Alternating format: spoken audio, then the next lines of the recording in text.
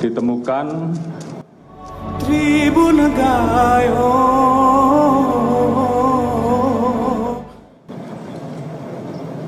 Saudaraku, Kapolri Jenderal Listio Sigit Prabowo mengumumkan tersangka baru dari pengembangan kasus meninggalnya Brigadir Nofriansyah Yosua Huta Barat atau Brigadir J pada Selasa, 9 Agustus 2022.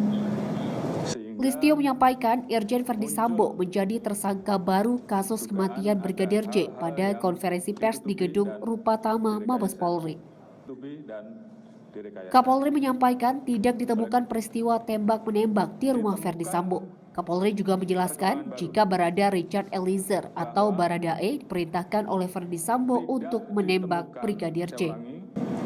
Tidak ditemukan fakta peristiwa tembak-menembak seperti yang dilaporkan. Dalam peristiwa tersebut, Verdi Sambo mengambil senjata milik Brigadir J yang kemudian ditembakkan ke dinding supaya seolah-olah terjadi baku tembak antara Baradae dan Brigadir J.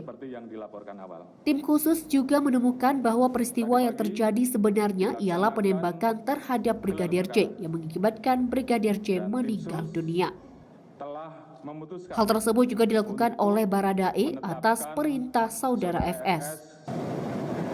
Dan tim sus telah memutuskan untuk menetapkan saudara FS sebagai tersangka. Bisa ulangi, tim sus telah menetapkan saudara FS sebagai tersangka.